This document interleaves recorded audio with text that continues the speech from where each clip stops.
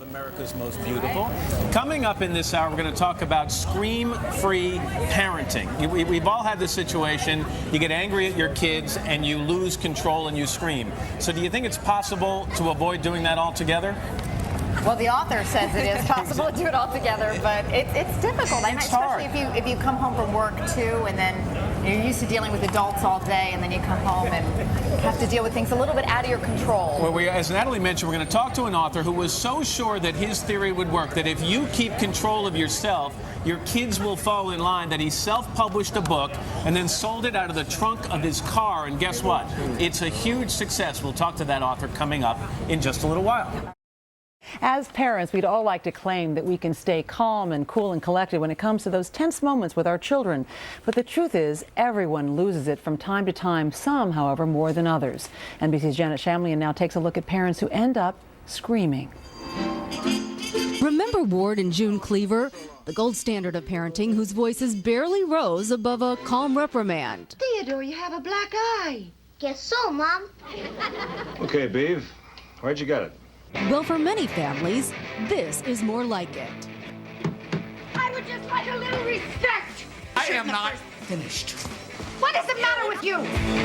That's the reality for this 47-year-old frenzied mother of two. My name is Frances Thompson, and I'm a yeller. It's most likely to happen in the evening when Thompson comes home from one of her 3 jobs. I come home and they're bickering, or the house is a mess, and I've asked them to do certain things. And so I find that by that time I've got nothing left in me, and so I scream. Thompson says she screams at her boys about 3 times a day. It usually starts with nagging. Did you find your water cooler? Are you getting ready for football? Matthew, turn the game off. It's time to get ready. Take the new socks off. And escalates from there. And you can just feel it. I mean, I feel it. It just comes up, and all of a sudden it's like, ah! Worse, Thompson says sometimes it crosses the line. You say things that you regret as soon as they're out of your mouth. I may say, why are you being so stupid? And unfortunately, as soon as it comes out of your mouth, you realize, I can't even believe I've said that. For parents, it can be especially hard when they're perceiving a child to be defiant, especially as children are getting older. Thompson would like to be calmer, but explains her yelling comes from a pure place. I said to them, if I didn't love you, I wouldn't care what you do.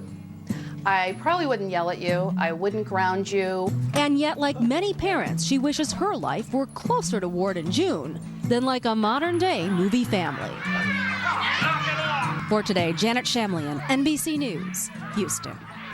Hal Runkel is a licensed marriage and family therapist, as well as the author of ScreamFree Parenting. He's also a parent. Good morning, Good Hal. morning. Good morning. Thanks for having me. Parents need help to stop absolutely. screaming.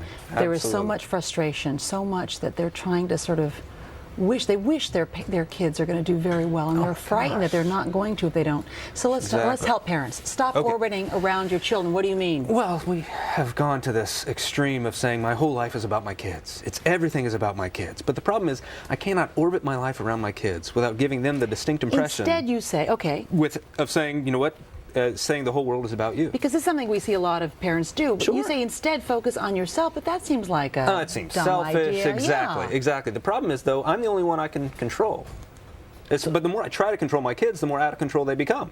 But I cannot, again, orbit my life around them without giving them the impression that the world revolves around them. And then I have the nerve to call them self-centered when they act that way. But I helped create that by saying it's all about you. But here's the problem, though. Is I say it's all about you, and then you don't seem to appreciate all the sacrifices I make. Exactly. And then I scream. Exactly. That happens in every single family. So then if we understand that, then how do we then move beyond? How do we teach them in terms of what we want them to know? You say you're responsible to your children, not for your children. Exactly. What do you mean you're not responsible for your children? I know it sounds crazy, right? But that's the biggest lie we face as parents, is I'm responsible for my kids. Well, that means they have no say in their own life. They have no responsibility for themselves. It's all really my fault. You say basically the children need to be responsible for themselves, and you need to teach them how to do that. By focusing on my responsibilities to them. How do you do that? My job is to focus the choices they have. Say you drive up in the driveway, my daughter's bike is out. And instead you want to run in and say, how many times am I going to tell you to bring this bike out? You know, just once I want to hear a kid say, I don't know, how many? Instead, you know what? You know what, honey, you love your bike. That's great. Just want you to know you have a choice. You can bring it in or you can leave it out. Just going to let you know I'll respect either choice. And if you leave it out, then I'm going to take it to Goodwill in the morning.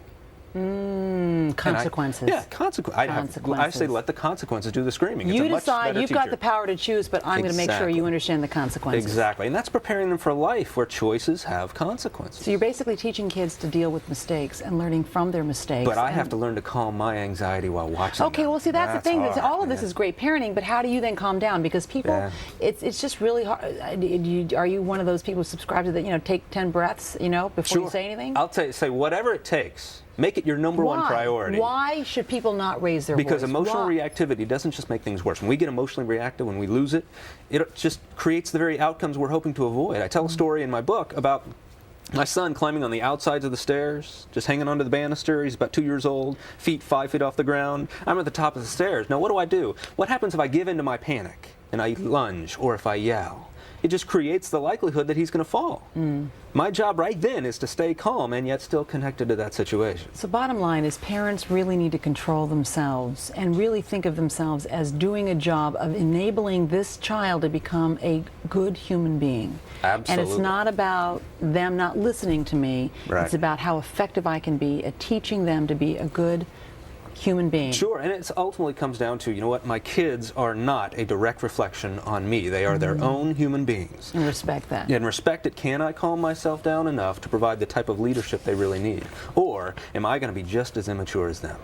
Hal Runkel, that was very good advice this morning. Thank you very much. Thank you so much. Thanks for having me. And still to come this morning, the Oprah effect. Could she determine who becomes our next president? That's right after this.